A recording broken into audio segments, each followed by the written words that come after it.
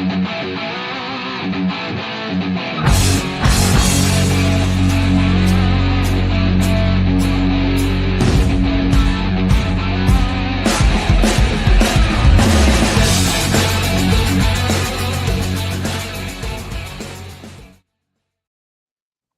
and welcome to the Pirates Fan Forum here on DK Pittsburgh Sports Podcast Network. I'm your host, Gary Morgan. With me, as always, my good friend, Jim Stam. How you doing, brother? Doing all right, man. It's bitterly cold, and I will say this, like I see a face on the screen that, I'm just now getting used to, and maybe some of the viewers are too. I hope he plays first base. Is this a first baseman we got? Like, is this a late signing? No, that was Daniel Vogelback. High school, but nothing more than that. Yeah, so hey, welcome to the Pirates beat here. Greg McAfee from DK Pittsburgh Sports. I'll let him introduce himself a little bit, how you were familiar with Pittsburgh and how you came to be here at DK Pittsburgh Sports, and then we'll talk some spring training.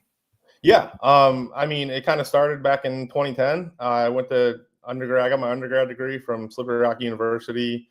I worked at the Trib as a stringer for a little bit, moved out to Arizona. I got my master's degree from Arizona State. I don't know how much you guys want, but I moved back eventually. Dude, flex a little. I worked for the Beaver County Times for a little bit, then moved to the Trib. Before working at DK, I was over in Youngstown, Ohio, working for the Youngstown Vindicator and the Tribune Chronicle in Warren. I was a sports editor, news editor, editor-in-chief, and then now I'm here covering the Pirates. The chops are there, everybody. Yeah, so he's going to ask the tough questions. That's what we're trying to say here. Greg, real quick, did you happen to know, and I'm saying this very tongue-in-cheek, that Matt Adams is from played at Slippery Rock? We've only heard that a million times. Slippery Rock multiple times. Yes. Good deal. All right, let's get started with, I think, one of your early on really good pieces here about Ke'Bryan Hayes. He's been a mystery man ever since last year when he went on the IL. The team was loath to tell you anything about the situation.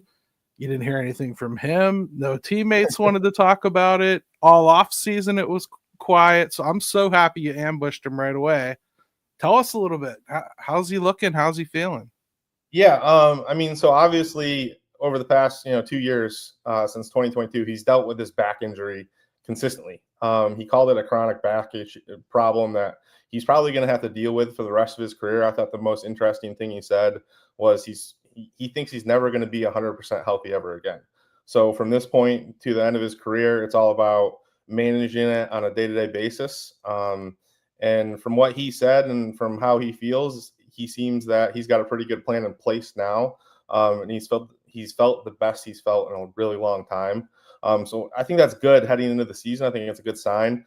But he still has to translate what he was able to put together this offseason in terms of managing the back injury and lifting weights and everything, and how that translates to, playing a 162-game season.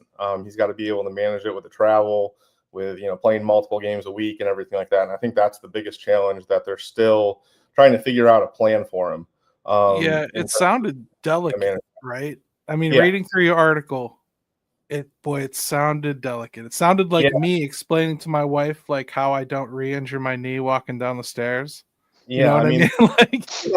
He was getting pain from, everyday baseball stuff. I mean, swinging a bat, lifting weights, things like that. But it wasn't just that. It was lifting up a backpack at home. It was, one little tweak one wrong way, and he was, his back would flare up. So it was how he managed that. And he said that he, like, just everyday stuff, he started focusing on his, like, posture, sitting in a chair, how he braced himself in a car and things of that nature. So it's little things in his everyday life that was affecting him as well. And it seems like the rehab program he put in place in terms of how he's lifting weights and things of that nature has really helped him get to where he is now.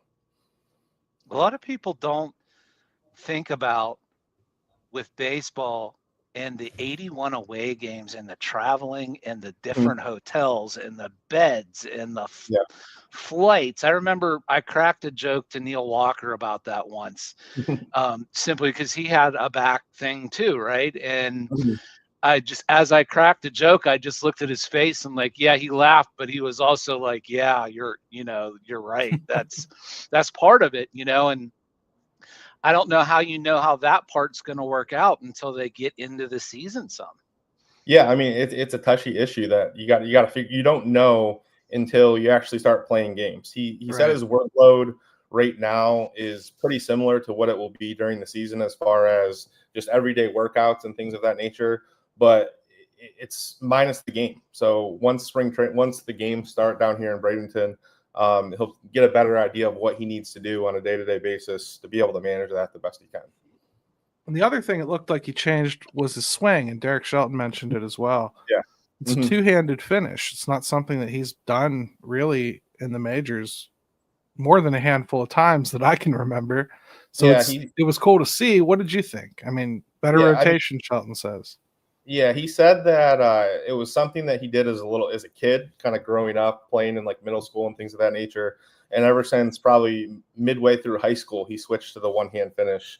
So this offseason, he was kind of tweaking his swing and try new things to figure out how to take the torque off his back and his core.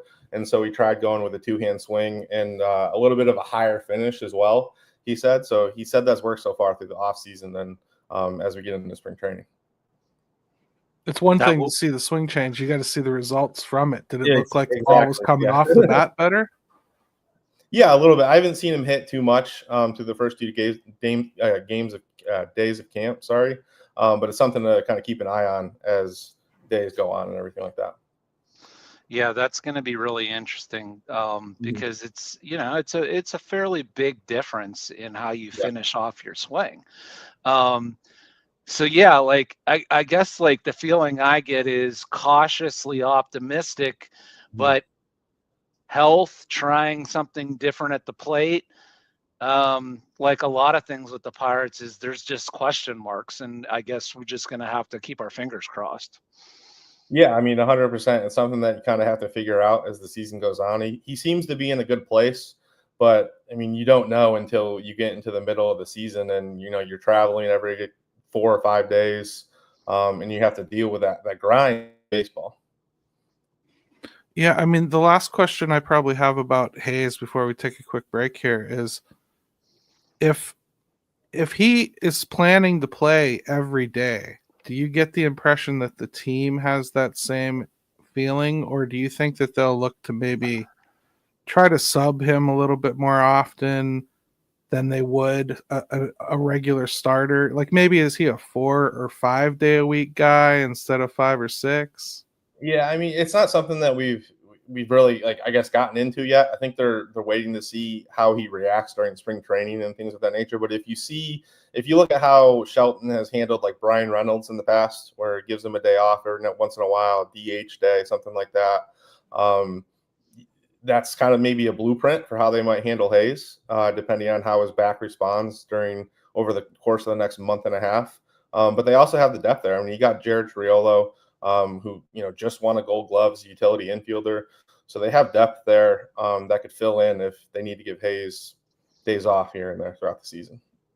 Well, that's a pretty good welcome to Pittsburgh for Greg here. Good first segment. Let's take a quick break, breathe for a second, come back, and let's talk about some other injured guys coming back, huh? And fortunately, Gary, it's the only injury we have to talk about, the only health issue we have on this Pirates team. At DK Pittsburgh Sports, we take pride in coverage that connects our city's fans to their favorite teams. Now, that connection's stronger than ever. Introducing our all-new state-of-the-art app. Find expert inside reporting and original podcasts. Check live box scores. Track the latest stats. Chat it up with our community of thousands of fans, all in one place. The new app from DK Pittsburgh Sports. Coverage that connects. All right, welcome back to the Pirates Fan Forum here on DK Pittsburgh Sports Podcast Network. Gary, Jim, and our friend Greg McAfee with us. Time to talk about some other injured players coming back. That's my favorite part of the very first part of spring, usually, is when you get to get eyes on those guys and see how they're doing. I got to see Endy a little bit at the end of last year over in Altoona, so I kind of already felt like he was starting to get his legs under him and everything, and I thought he looked big. saw some pictures of him already at spring. He looks real big, especially in the bottom half, right? Mm-hmm. So how did he look? One thing we haven't gotten to see yet is him throwing the ball across the diamond. Have you gotten to see that, or is he just catching and kind of dumping in a bucket? No, all we've seen so far is just bullpen action, throwing back and forth with the pitchers. Saw him hit a little bit today. I thought his swing looked good just from the small glimpse that I got to see. But I mean, and he's probably one of my favorite players early on. Just the personality and everything that he has. It's funny to see. I mean, DK did an interview with him today, and it was just typical Endy. But he looks good. He looks positive. It's the same message we've kind of got since we talked to him at Pirates Fest as well. He's ready to go. From what Ben Charrington said yesterday, they're sticking with him at catcher for right now. They're going to let him get settled in. But he's looking good through the first 2 days that we've seen him. Jim? It's interesting with Endy because he should be a little bit further along, obviously, than, we're going to talk about Oviedo and, just in the position he plays where it's not that constant stress on his arm. He just has to be able to do it when it's time to uncork one. Do you get the sense that, were you surprised that they're only keeping him at catcher simply because he does have some versatility and, given the Horwitz situation and all that stuff, what's your take on that?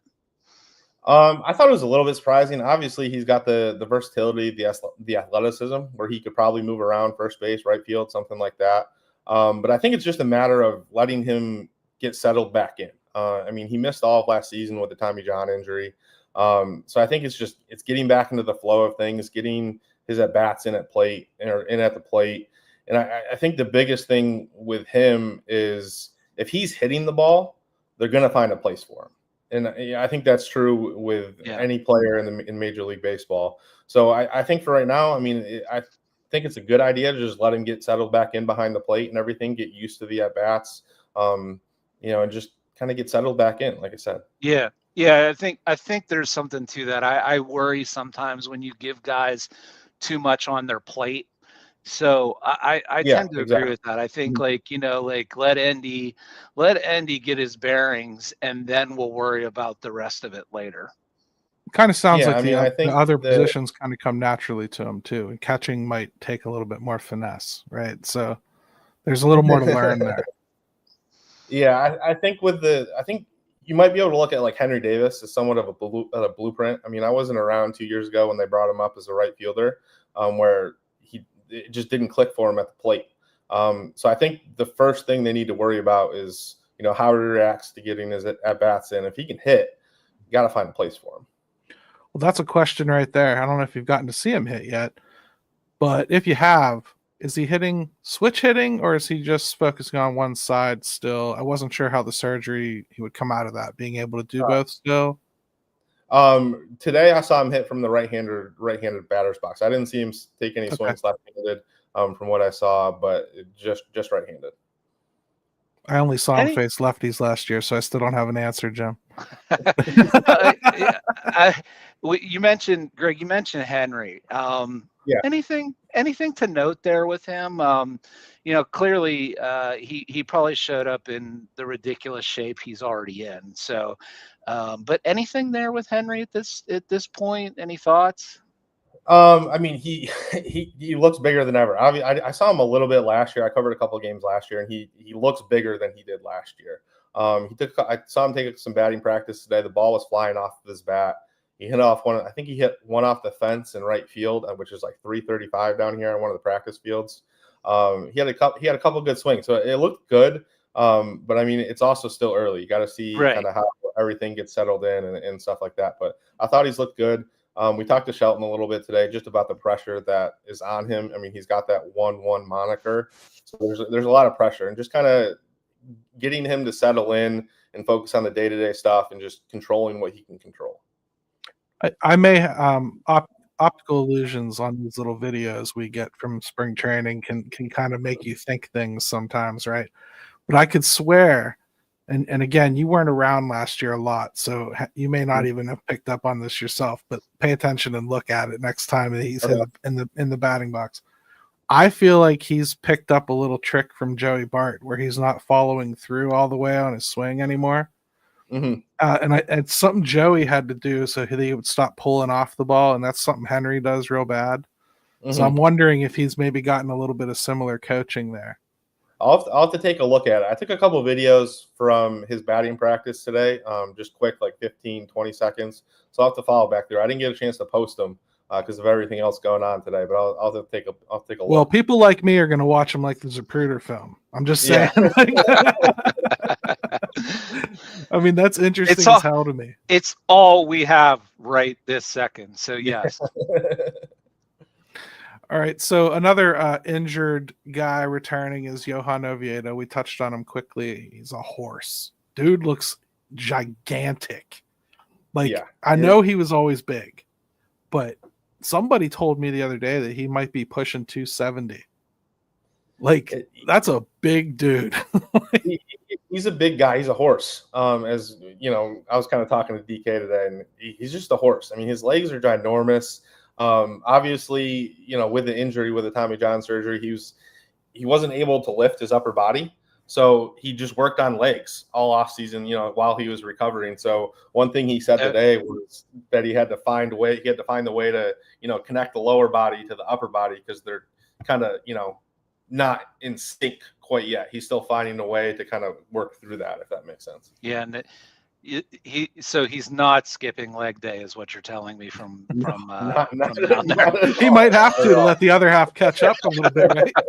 He said he spent more time in the weight room this season than he ever has. I can, you know, it's funny when we're at the games and whatever, and you know the guys obviously that are recovering from Tommy John, and you can see them kind of doing a little bit of like cardio in the outfield, and it's like, man, it's got to be tough to like do the things to keep yourself in some kind of shape, but you got an arm you can't do anything with. I always felt that might be the most lonely place on a baseball field and on a ball club, is recovering from Tommy John. Yeah, I mean, he kind of just a side note. Yeah, he kind of talked about the mental challenges of that. I mean, just kind of having to watch from the sideline and not being able to, you know, help his team win after the year he had in 2023, which was, you know, it's one of the struggles of any injury. I mean, you can talk to any professional athlete, any athlete in general. And that's, you know, it's tough to deal with, not being able to help your team, you know, when you're on the sideline, knowing that you could probably make a difference at some point or another. He did have his surgery really early in the off season. And so for that reason, unlike most guys that have Tommy John the year before, he actually kind of could be approaching availability here. I still personally I'm queasy about it. It's pushing it to me, but let's say he does make it out of camp. Is there any indication that they've probably got some pretty serious inning restrictions they're going to have to live with, right? I mean, this wouldn't be a full season of work if he started right out of camp, right?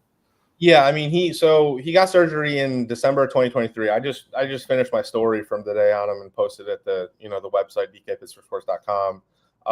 And so he's been working his way back. Today was his first bullpen of spring training, but he told us he's thrown a couple live BPs in the offseason, so he's kind of working up. But the next 6 weeks are crucial in terms of just building his volume up and everything like that. He threw a regular bullpen. We've seen a couple guys throw shorter bullpens in the last 2 days, like Dory Moreta threw a little bit yesterday. He's another guy that's coming back from an injury. I don't know. And it was very, very short, maybe 5 to 10 pitches, not much at all. Yeah, his was a little more severe, and he had it a lot later. Yeah. But Oviedo's working. Yeah, he's working back. He threw a full bullpen today. He seemed to be good when we talked to him after practice. But yeah, he's just working his way up. But I think there's definitely going to be some type of – they're going to figure out how they manage him as he builds his volume up and just how his body responds. Because as you mentioned, he's a big guy.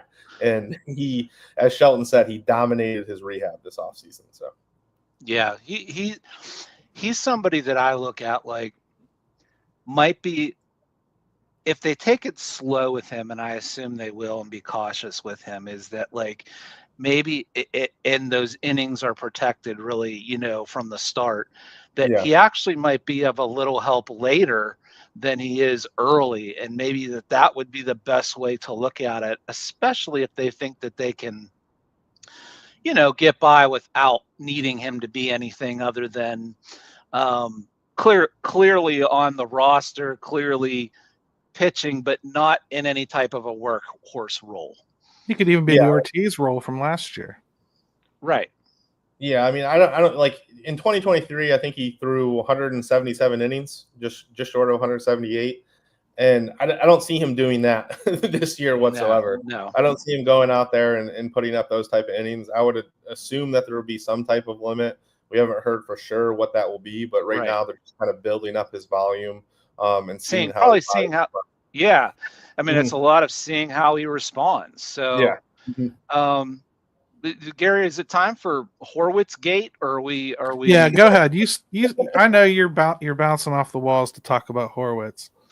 Yeah, well, like we were talking right before we started, and even before Greg jumped on.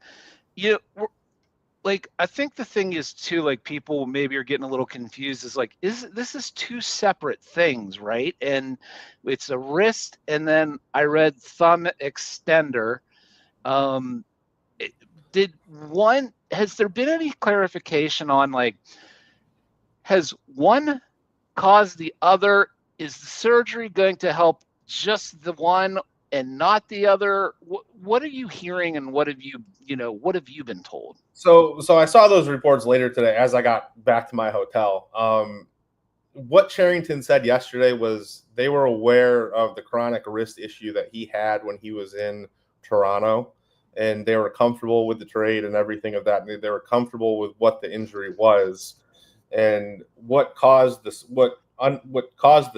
for him to have surgery this time around was something new that came up as he built up his offseason hitting program.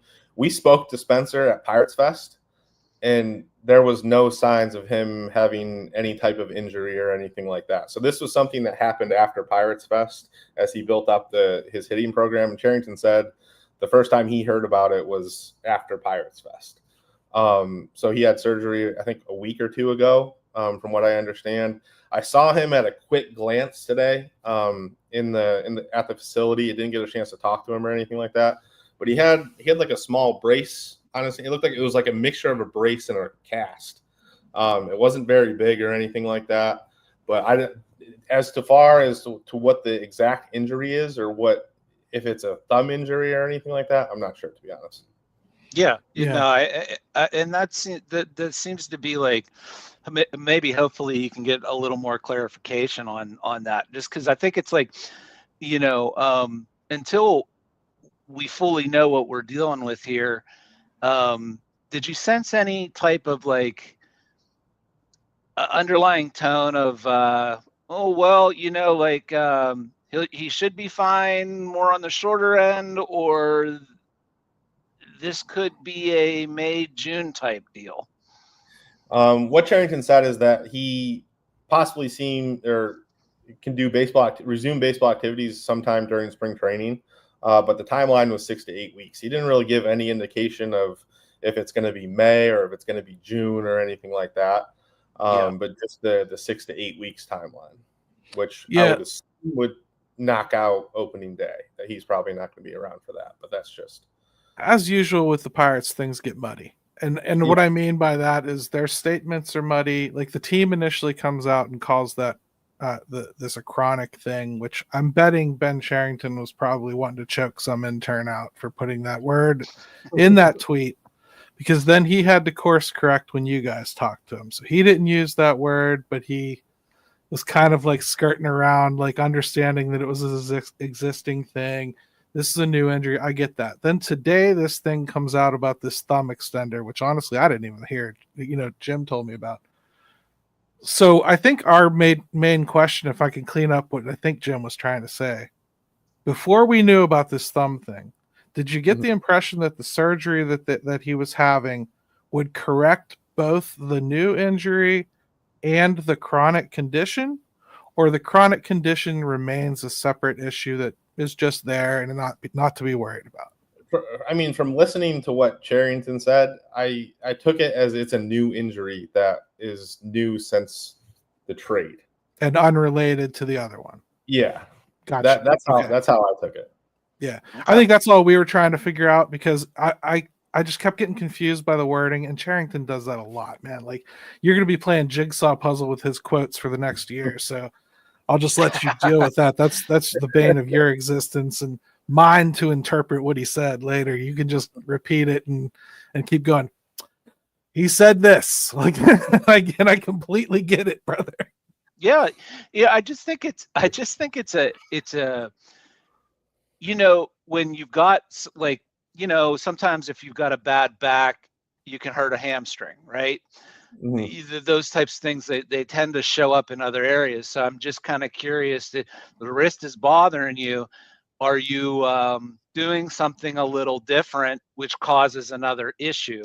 So I have a feeling it's not the last time we're going to be discussing Spencer Horwitz in general.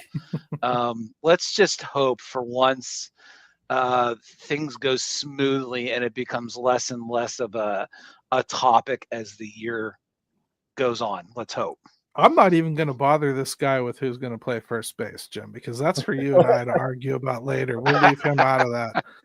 The last thing I wanted to make sure I asked about was, you got to see Connor Griffin, the number 1 pick, and Leo Verpagero play a little bit of shortstop. Just what do they look like out there? I've heard that Connor looks really smooth, but seeing is believing. So my first impression was Connor was that he is a lot bigger than what I anticipated. He's listed as 6'4", and he's all of it. I mean, he's a big body at shortstop, but he's very, very smooth. I watched him take infield the past 2 days, and he's very smooth. He moves very well both directions, and he's smooth when he comes up to get dead ground balls in the grass. He's got a strong arm as well. So he's been solid.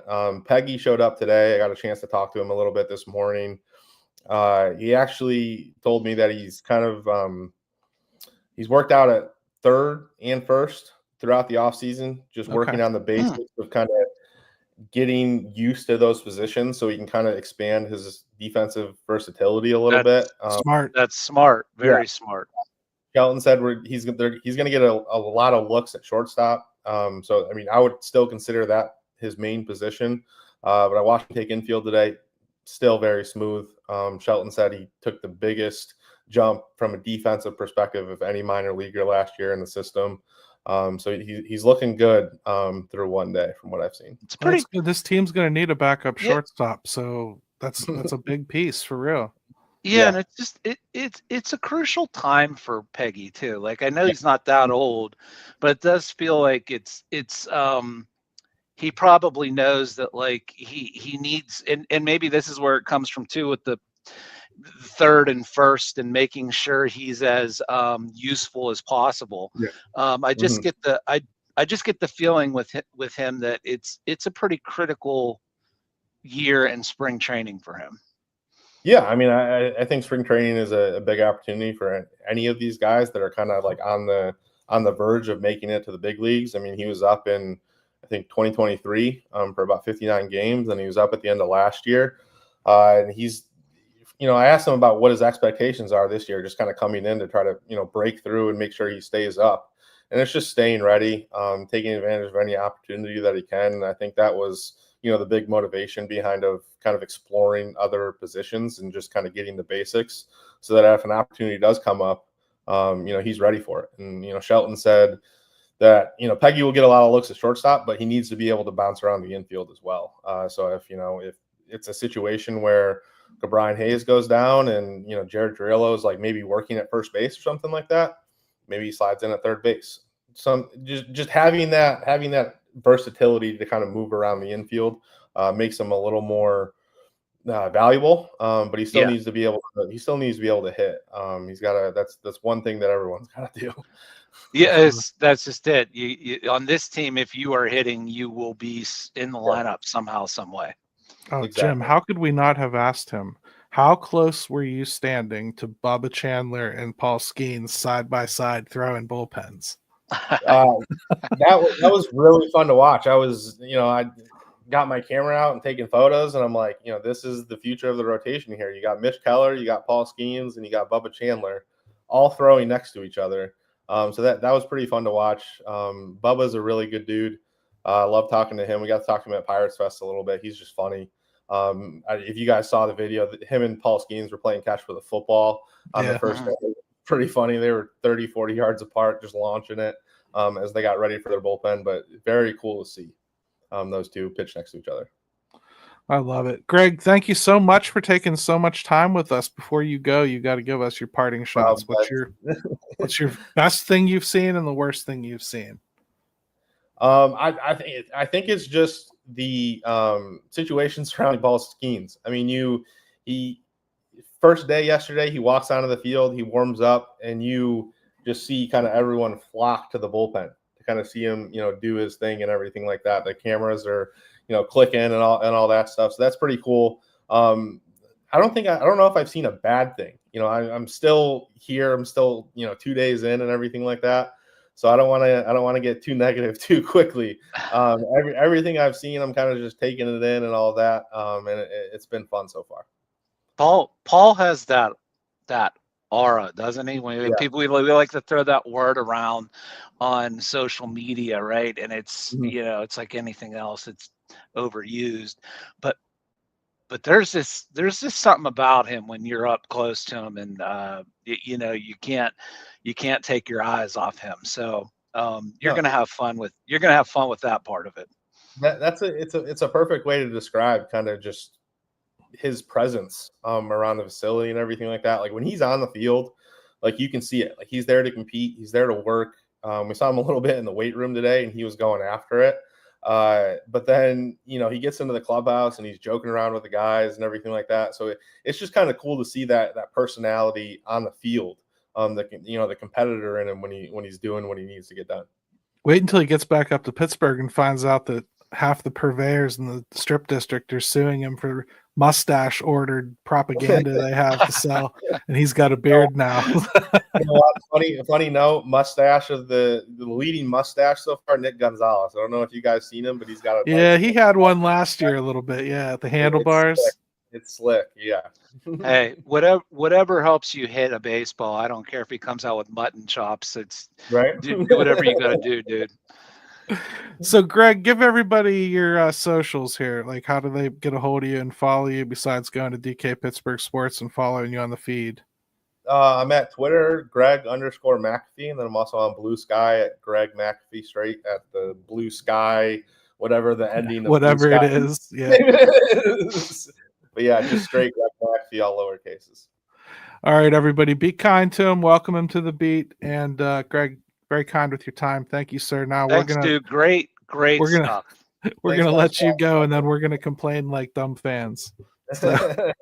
Have a good one, guys. Thanks. You dude. Yep. At DK Pittsburgh Sports, we take pride in coverage that connects our city's fans to their favorite teams. Now, that connection's stronger than ever. Introducing our all-new state-of-the-art app. Find expert inside reporting and original podcasts. Check live box scores. Track the latest stats. Chat it up with our community of thousands of fans, all in one place. The new app from DK Pittsburgh Sports. Coverage that connects. All right, welcome back to the Pirates Fan Forum here on DK Pittsburgh Sports.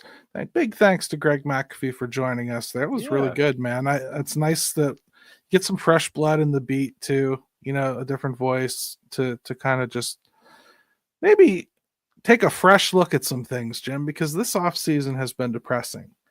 And I feel like we get in these death spirals of just staring at numbers and looking at projections and seeing what's supposed to be and knowing you can't have this and this is going to be that.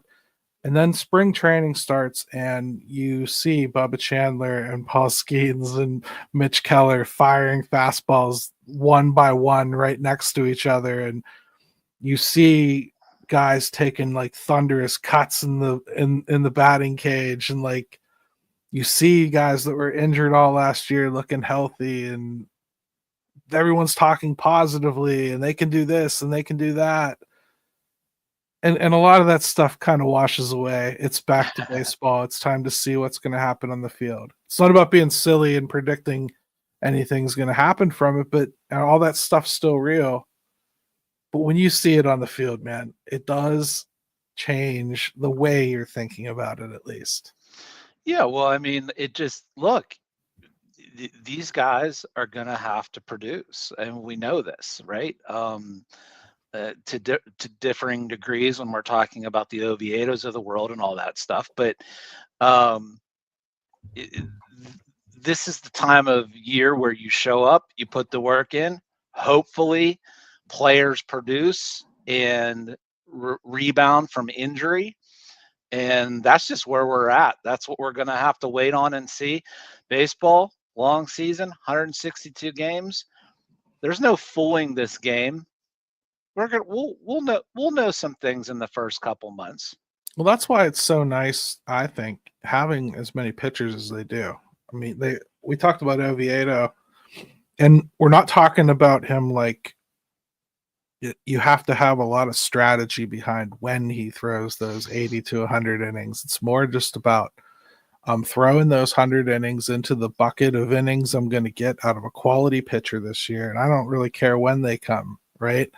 Like, there's a lot like that. Dowry Moretta probably won't be viable until the second half of the season, but that could be a very welcome injection back into the bullpen at that point. You know, there's a lot of little bits and pieces like that I find just interesting this time of year when you start really starting to see all the guys standing side by side and everything.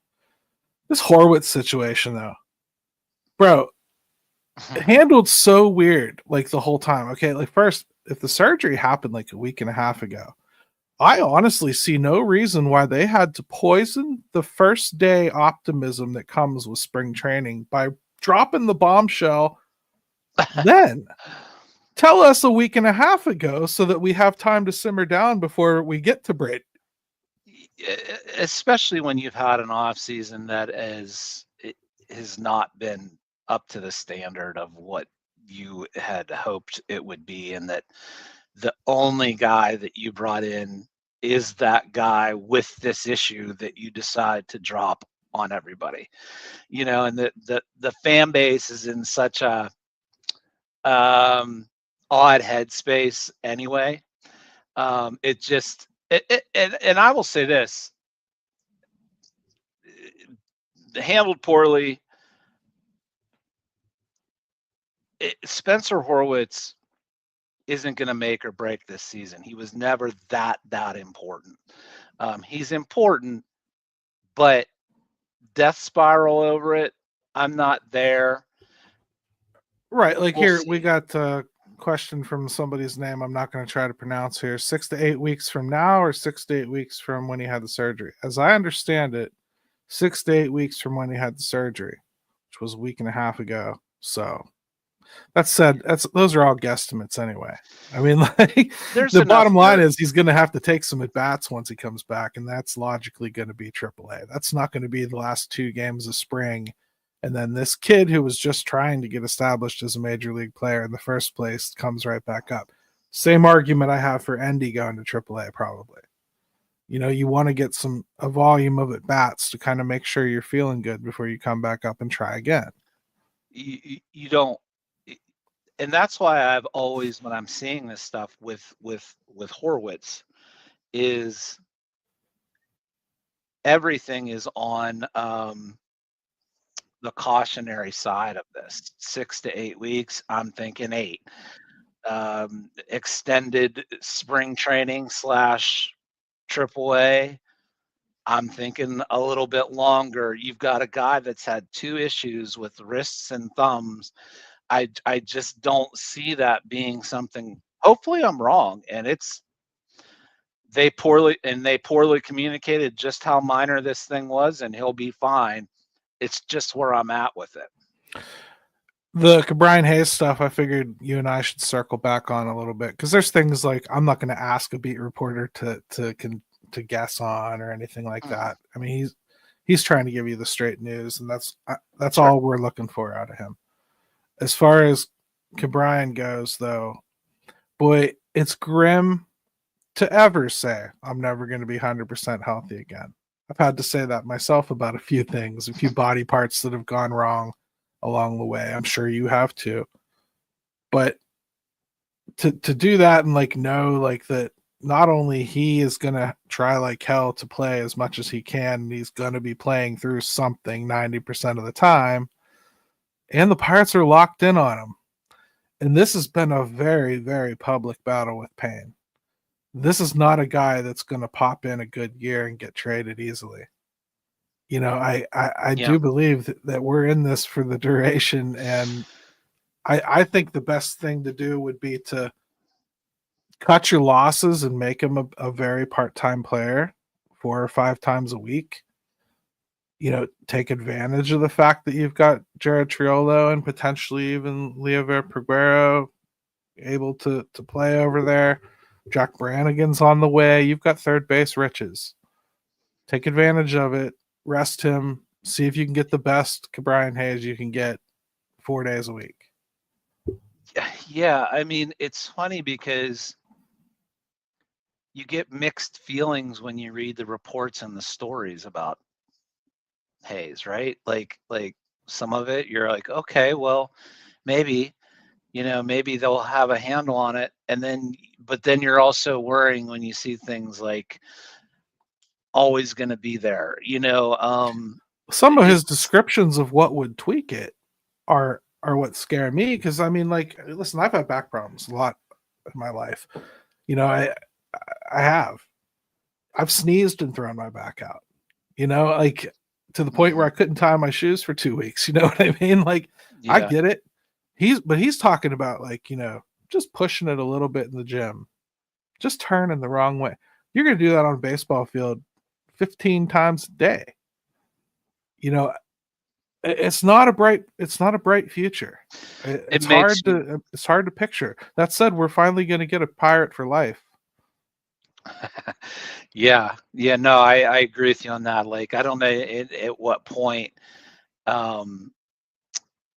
aside from just, let's just hope it never comes to that.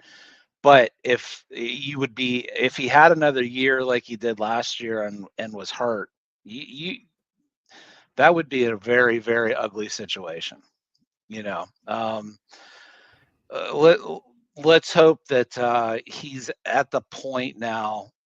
I would love to know more details about it. Like just kind of like if he would ever just sit and talk about what that process was like over the off season and how that worked.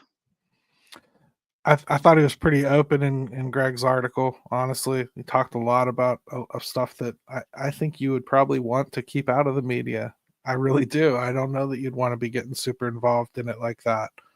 True. He did. I wouldn't advise talking about it the way he has. That said, I mean, like, I don't think there's many options here. I mean, I think you play him as much as you can play him, and you're gonna have to rely on Derek Shelton, unfortunately, to sense when he's playing through something, because there's going to be times when Key is not going to want to tell you because he wants to keep playing. Derek's got to be able to see what we see on TV. And all I mean by that is, like, you can tell a Brian Hayes swing when his back hurts versus a Brian Hayes swing when he's feeling good. Yeah. And I think that you should be able to see that from the dugout. Better yet, a guy like that has a true chronic injury, you would want to be keeping an eye on really closely. I'd be doing video studies of him after games. Like, what did we see? What did we see there? And the other part of it is too, I think you do have to tell Brian Hayes is, look, if anything is bothering you, or we need you to communicate, instead of the gamer, right? Being a gamer. I'd much prefer them to be overly cautious than him trying to plow through things. And maybe that's just something you have to learn, like, accept as a player, that I've got to be completely honest about when this stuff's going on. Yeah. So you've had a week now to digest the Tommy Pham thing, right? And so have I. I haven't really changed my mind at all. I read the Jason Mackey piece about it. I don't know if you did. Yeah, I did. He really tried put. I'm not accusing him of like trying to sway you or anything. I think he's just looking at a different angle on the story, and I actually respect that. I like trying to think of the positives that are there, and to be honest, he did a better job of finding some than I did. It didn't change my mind, but I think at least I bought into his potential motivation there, and it seemed like Derek Shelton or Ben Charrington kind of echoed those comments with like wanting to get more toughness in the room and people that don't care about anything but winning, and like they want to instill that on everyone else in the room, which makes me kind of wonder, wouldn't it have been easier to make sure that your coach is good at doing that? Like get a coach that does that, something along those pieces, Well, I think really what it comes down to for me is when you have a guy like a Tommy Pham, and in these attributes that have been paired with him, which is a little outspoken, wants to win, no nonsense type of guy. That's all great. I mean, Rowdy was supposed to be a great clubhouse guy last year too. But if he's not hitting, if you're not producing, I don't know how far that stuff gets you. Like he's gonna have to hit his way into being able for that kind of stuff to have a lot of impact, in my opinion. And he has at the beginning part of both of his last couple seasons. So that might be all we really need out of him, is to do that at the beginning of the season, right? Yeah. So, and I mean, I don't know that guys in this room are open to that sort of thing from that sort of source. I think that's a mistake that Ben Charrington has made over and over again. The types of veterans he's bringing in, they tend to be snarly. We heard a lot of this about Rich Hill. We heard a lot of this about Grandal. We heard a lot of this about now Tommy Pham. We heard a lot about Rowdy Tellez being a little bit of a snarly guy. I don't think that it pans out when they're not guys that have come up and dealt with what other Pirates players have dealt with. These teams that are coming from other programs that have won or whatever, I'm not 100% sure that coming in here to a Pirates room, remember the Kendall thing, welcome to hell, back in the day. I'm not saying that goes on now, but I am saying that a lot of them have kind of been through it, and here's this guy that came from that cushy deployment to Guam and got to just like sit on the beach drinking Mai Tais on the weekend, telling some Vietnam vet he should feel grateful. Like I don't know that it works the way executives like Ben Charrington think it does. That's all I'm saying. I agree, and I think that goes back to a little bit of my point, which is I just feel like winning and producing tend to take care of a lot of things, right? Culture, clubhouse vibes. If you're a leader, we saw how the Rowdy Tellez thing went last year when he spoke up for David Bednar, which I happen to agree with. I thought some of that David Bednar stuff was at the time a little bit quick. But then whenever you just go out and lay an absolute egg for the amount of time that he did, that got ugly too. All it really accomplished at that point was make us dislike a player that hadn't been here long enough to like or dislike. And honestly, I think a lot of people took it out on David, like he was asking for it or wasn't tough enough to do it himself, or all David's ever done. There's a lot of things you could say about David. The only thing he's ever really done is just own whatever he does that isn't right. Whenever he fails, he's the hardest person there is in the room on himself. Oh, you can see it. You can So see it after games. he looks better too. He looks nice and trim. He has lost some weight. It's funny because here we are, and this is the first time his name has popped up on this show. I had not seen anything, and that is something that I was going to bring up. Gary, have you seen anything? And apparently you have. I had not. Yeah, I mean, I saw him at Pirates Fest, and you could tell he had lost some weight. I wrote about it back then, and so I didn't really think about it. And then I just saw him in his uniform.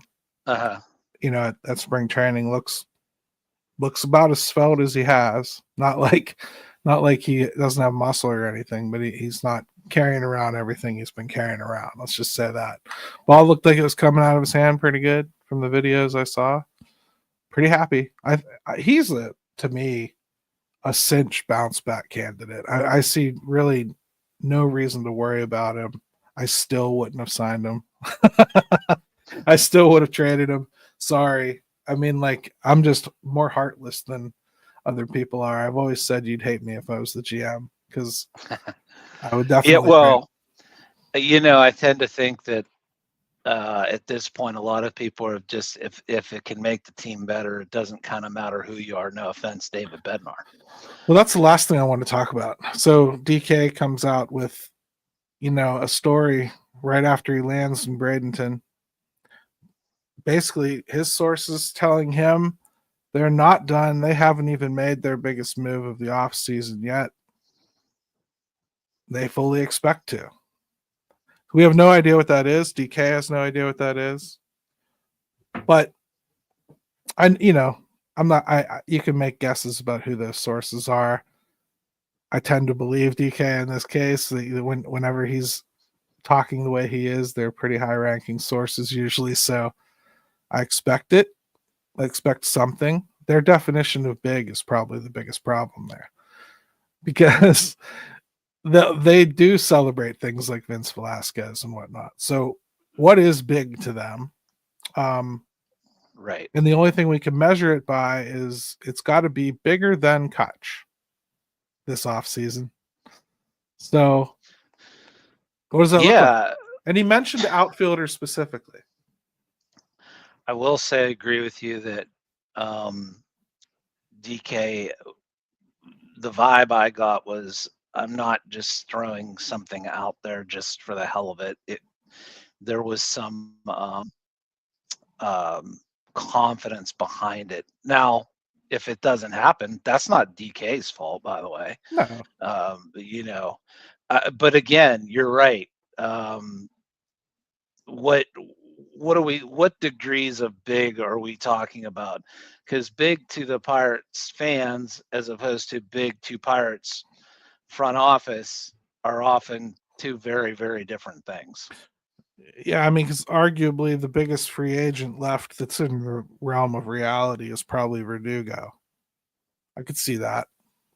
That might not be a bad move, but I don't think any Pirates fan would consider that big. I've heard them go as far as to say that it would probably come from a trade. So that puts you back in that trade market again. I don't know what big is out there. If it's Luis Robert, I don't know there's going to be all that many happy people. I'll tell you one thing that doesn't happen very often, though. You don't get to camp with your top picks like in place, like Bubba Chandler on the mound throwing, and Thomas Harrington and Barco, and then turn around and trade them. So if there is going to be a trade, I don't believe a top 100 player would be involved. I really don't. Well, then you're only getting into can you get something because you're willing to take on some salary with some lesser, pieces that you're going to give away. I don't know what that would be. But trade popped into my mind ahead of everything else when DK said that. So, but And this is the time where you start to see some other things happening with some guys that are still out there, or teams that feel that they just really haven't addressed something. So I don't know, man. Yeah, it's always wait and see approach with this organization. That's how I am going to approach it once again. Yeah, because the funny thing is, their aversion to signing people to multi-year extensions, it's also an aversion to acquiring guys that have multiple years on a deal. You know, like they're fine acquiring somebody that has multiple years of control, but not multiple years of a deal. Like they want to be able to get the hell out of it. So I don't see like it being somebody like but I can't remember his name right now, and it's kind of embarrassing. But in Boston, they've got that left-handed DH Japanese player. Name is escaping my mind right now. They've been trying him out. It's not important, Jeff, but they're trying him out in the outfield right now and everything, and they don't really have a place for him. And they've got Roman Anthony coming. They've kind of just squeezed Tristan Casas out of the way. I don't know what they're going to do with some of those players. So you might see players like that like trickle free. San Diego's looking to ditch some money still, even though they just made another big money addition. But it's actually kind of a ghost signing. He's only making $1 million this year, and then the real big contract starts next year, and they'll just trade him. So it has to be a very specific type of guy is what you're getting at. I think the biggest thing is like, and maybe they don't even know yet with Horwitz in the sense of where this is going to go. But, you know, mentioning guys like DJ Stewart and Derek Hall and stuff, boy, if you have to see any of that for any length of time, first base is going to be looking kind of weird, I think. I never read anything into mentioning NRI types in camp. Lamb got talked about an awful lot last year in camp. There's a reason for that. You sign guys like that in the hopes that you're going to catch lightning in a bottle, and you want to motivate them. So how do you do that? You have to make them feel like they have a chance, right? They have a real chance. There's a real opening here. Do you understand me, Derek? There's a real chance here. Yeah, but maybe this time one of them actually does. I don't think so. Yeah, I really don't. I hope not. I think you have a conga line of other players that would be in front of them. Like you've got Nick York could play there, Billy Cook could play there. We just heard Peguero could play there. Triolo could play there. IKF not could that I play want to there. see Triolo there, but that's another topic for another day. You got to get that out of your head too, because the game has changed a lot faster than you. Well, first base is the suckiest position in the game right now. Gary, there's about 5 good ones. There's many things in my life I'm slow to change, so I'll just add this to the list. This one's going to catch you faster than the Grim Reaper. I'm just saying, like the first base position has suffered. It is no longer a position where people intentionally go to. It's no longer a position that people are intentionally trained for. It's a last resort type thing, except for the rare occasions of guys who can do nothing but hit and somehow have a knack for playing first base. There's about 5 of them a year.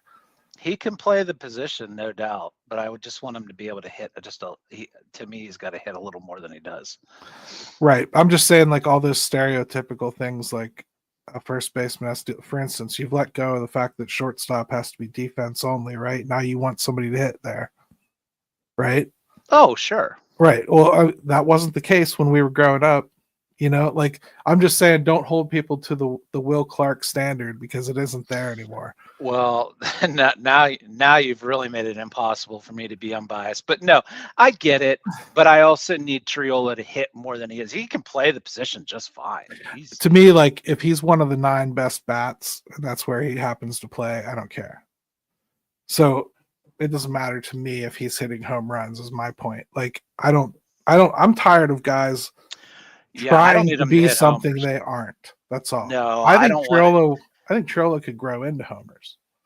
I think his If body is that Triolo big. just, yeah, if Triolo is just, and look, he at the end of the year, we're getting off track. We got to go. But he at the end of the year, there was some progress there. But like just like everything else is like new year. I'm not fully there yet with him. I'm not saying you are either. No. I'm just arguing because I feel like arguing, and we didn't have a full show of arguing. No, we barely got our alone time. Well, what tomorrow's Valentine's Day, all Yin's lovers out there. Mm-hmm. So have fun. It's also my birthday.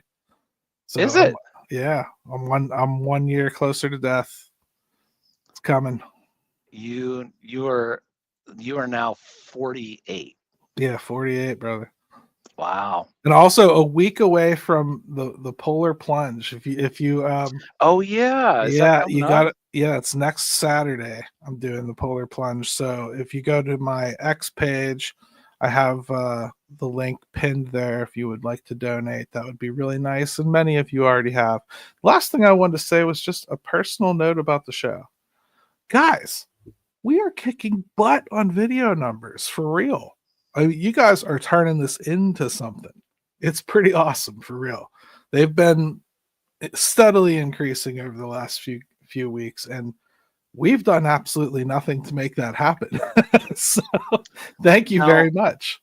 No, we just show up and do our thing, and we hope people like it. And we've played the long game, and we try to be consistent and fair, and bring you some good guests now and then. And but yes, we appreciate it, and that's very cool to see that we're doing something right, Gary. Something. Yes, we are.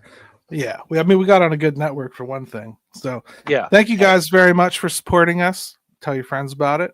Hit us with the likes. Subscribe if you aren't subscribed. Instead of DMing me asking when the show is, you'll know all the time. Yeah, do all that sort of stuff.